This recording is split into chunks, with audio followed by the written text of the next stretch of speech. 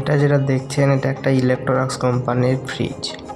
ফ্রিজটি দীর্ঘ 22 বছর চলার পর হঠাৎ করে ঠান্ডা বন্ধ করে দেয়। আসলে ঠান্ডা বন্ধ করার কারণ হচ্ছে কাস্টমার চাকু দিয়ে বরফ ছাড়াতে গিয়ে মাংস ছাড়াতে গিয়ে ডিপটা ফুটো করে ফেলেছে। এই ডিপটা লাগানো ছিল, তার পরিবর্তে আমরা ইলেকট্রনিক্স কোম্পানির তো ডিপ পাইনি, গোদরেজ কোম্পানির ডিপ ফিট করেছি।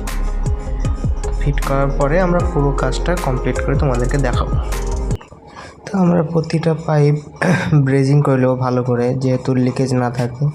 একটু মাত্র লিকেজ থাকলেই সেটা দিয়ে আবার গ্যাস বেরিয়ে যাবে, তাই আমরা একদম ঠিক মতো ব্রেজিং করে নেবো। আর আমাদের পাইপটা একটু ছোটো পড়ছিল, সেই জন্য একটু পাইপটা আমরা একটু জয়েন দিয়ে নিচ্ছি যাতে পাইপটা একদম ঠিকঠাক হয়। তো আমাদের পাইপের মধ্যে একটু থার্মোকল দিয়ে দেবো, যেহেতু পাইপটা একটু ঘামে, ঘামাটা রোখার জন্য। আমাদের ব্রেজিংয়ের কাজ কমপ্লিট।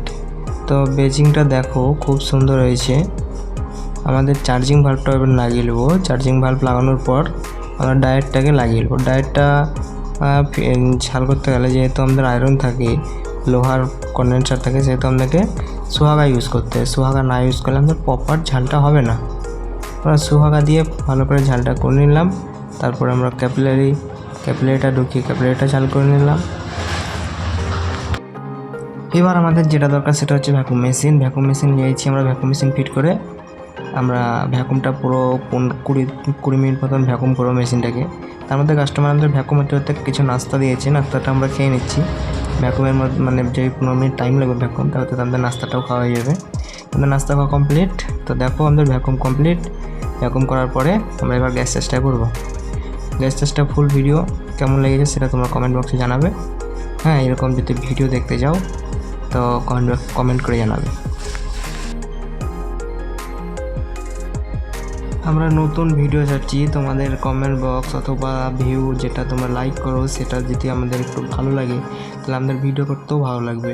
তোমরা হয়তো নতুন ভিডিও পোস্ট করছি বলে তোমরা অনেকে ঠেলে দাও, সেটা করলে আমাদের নিজেরই ভিডিও পোস্ট করতে বিরক্ত লাগবে।